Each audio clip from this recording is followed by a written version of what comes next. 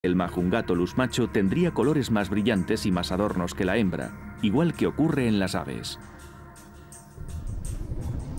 Para entender conceptos como el comportamiento o el aspecto en la vida prehistórica, tenemos que fijarnos en la vida moderna. El Majungatolus tiene algunos puntos en común con las aves. Las pruebas son muy claras. Y en el caso de las aves, los machos tienen colores mucho más llamativos que las hembras. A veces los machos de las aves también presentan elementos ornamentales en la cabeza. Observemos los pavos o las gallinas de Guinea. La cabeza de la hembra suele tener un color uniforme, mientras que el macho tiene colores vivos y apéndices carnosos. Es cuestión de lógica. Los animales que tenían atributos que los hacían más atractivos visualmente, probablemente los utilizaban. Podemos ver distintos tipos de estructuras en el cráneo del Majungatolus y de otras clases de dinosaurios depredadores. Y en realidad, se trata de atributos que estos animales utilizarían para exhibirse frente a las hembras durante el cortejo. Además del color, de los elementos ornamentales de la cabeza y del tamaño, había otra clara diferencia entre los sexos. Ella siempre estaba dispuesta a combatir. Pero además era mucho más agresiva cuando defendía a su cría. Se trata de un dato fundamental. Los paleontólogos creen que esto le ayudaba a mejorar sus habilidades para la lucha. Un Majungatolus adulto es capaz de cuidar de sí mismo, pero el caso de las crías es diferente. A muchos animales les convendría que otros murieran a los pocos meses y que nunca se convirtieran en adultos. Por eso las hembras tienen que cuidar no solo de sí mismas, sino también de sus crías. Hay animales que prefieren atacar a una cría antes que a un adulto. Por eso la hembra está obligada a defender a su progenie. Eso le da unas facultades para la lucha que nunca tendrá el macho. Como en cualquier investigación, el escenario tiene un papel fundamental para resolver el misterio. Y el mundo prehistórico no es una excepción. Los científicos estudian el clima y el terreno como si fuese un campo de batalla actual. Sabemos que hace 70 millones de años, en la Tierra había muchos bosques, junglas y zonas pantanosas. Teniendo en cuenta la diversidad de la vegetación, Madagascar debió conocer muchos cambios estacionales y épocas de fuerte sequía. Los árboles de hoja perenne y las coníferas de hasta 35 metros de altura cubrían gran parte del territorio. En algunos bosques actuales, como el de Yellowstone, los troncos caídos y ciertos residuos que cubren el suelo suelen retirarse. Pero eso no ocurría entonces, y moverse por los bosques resultaba muy difícil, especialmente en una pelea. Así pues, el terreno es un factor fundamental para la investigación. Los paleontólogos han descubierto que los huesos fueron trasladados. Y no solo eso, ocurrió poco después de la muerte del dinosaurio. Esto apunta a otro dato, una inundación repentina. Se ve que los huesos fueron arrastrados por el agua hasta el lugar donde quedaron depositados definitivamente. Y ese no es el lugar donde se desató la pelea. Las muestras parecen indicar que el agua arrastró allí los huesos del dinosaurio devorado. A finales de 2007, los expertos comenzaron una reconstrucción de aquella pelea de hace 70 millones de años.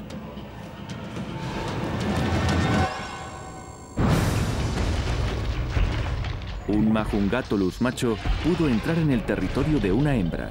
El motivo, el sexo. Pero ella tenía otras ideas. La hembra se habría mostrado muy precavida con el macho, hasta que comprendió sus intenciones.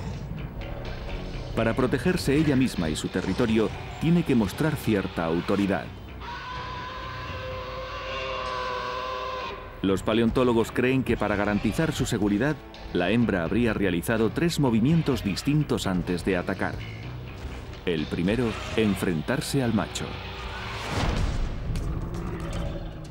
Cuando se acerca a un rival, lo último que hay que hacer es darse la vuelta y echar a correr. Pierdes territorio y facilitas el trabajo del enemigo. Las reglas del reino animal son claras. Quien las rompa, lo paga con su vida. Después pasó al movimiento número 2. mostrarse de uno y otro lado para que el macho viese su gran tamaño. Después vendría una rápida exhibición de sus afilados dientes. Mostrar los dientes es una señal muy clara para el agresor.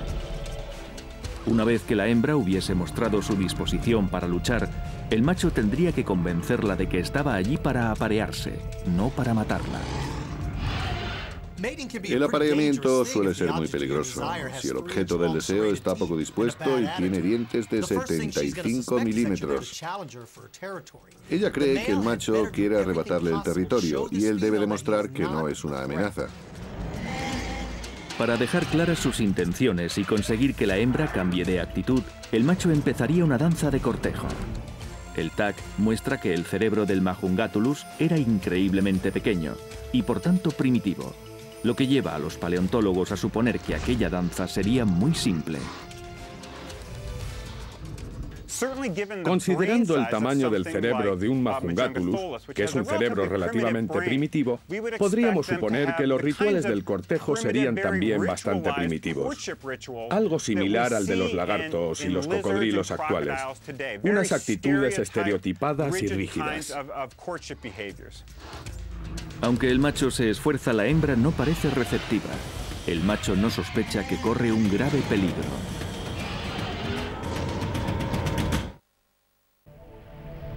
Escindida del continente de Gondwana por un brusco levantamiento de las placas tectónicas, nace la isla de Madagascar. Rodeada por el mar, la isla se convierte rápidamente en un jardín paradisíaco de vegetación exuberante. Pero la evolución encuentra el modo de estropear este entorno. Surge un habitante terrible, el Majungatulus. En la jungla se desató una colosal batalla entre dos dinosaurios. ¿Fue una falta de comunicación entre un macho y una hembra o se trataba de algo más trascendente? Para resolver esta duda, los paleontólogos deben medir a los contrincantes. El diseño del esqueleto del Majungatulus indica que era un animal muy poderoso, pero ¿había grandes diferencias de tamaño y fuerza entre el macho y la hembra? Apreciamos algunas diferencias entre los diferentes ejemplares de Majungatulus que hemos encontrado. Es difícil saber si se trata de diferencias entre individuos o diferencias que se pueden asociar al dimorfismo sexual. Probablemente estos dos animales eran bastante parecidos en cuanto a tamaño, fuerza y facultades en general. Aunque no eran animales inmensos, sus músculos estaban muy desarrollados. ¿Cómo afectaba esto a su rapidez y agilidad? El Majungatulus no era precisamente un animal rápido y ágil. No tenía por qué serlo. Vivía en una isla y los animales que cazaba eran relativamente lentos. Quizá la hembra fuese un poco más rápida y ágil. Los machos y las hembras de esta especie mostraban una diferencia muy concreta. Estaba en las uniones de los músculos con los huesos de las patas. Las tuberosidades de los huesos son mayores en los machos, lo que sugiere una unión muscular más fuerte. Por tanto, tendrían músculos más desarrollados en las patas. Esto hace suponer que eran más fuertes y menos rápidos. Además de su formidable estructura, tanto el macho como la hembra tenían enormes dientes aserrados y una cabeza abovedada que utilizaban como ariete. Usaban estas dos armas cuando luchaban en el campo de batalla. Y los dientes, que eran su mejor arma. Los dos tienen las mismas armas. Apenas hay diferencias. El mismo número de dientes y las mandíbulas con la misma estructura. Solo hay variaciones en sus cerebros y en las respuestas automáticas que han aprendido a lo largo de su vida. Cuando se trata de atacar a un adversario, macho y hembra actúan de forma diferente. El macho ha adquirido facultades de cazador necesarias para capturar presas o una pareja que le convenga. Sin embargo, como sucede en las aves y los reptiles modernos, la madre también debe luchar para defender a su prole. Si la hembra está defendiendo a su pequeño, en cierto modo, la ecuación cambia y la intensidad de la batalla podría ser diferente. Ya no se trataría de una pelea por comida o por el territorio. Sería por conservar su especie, sus genes y su futuro.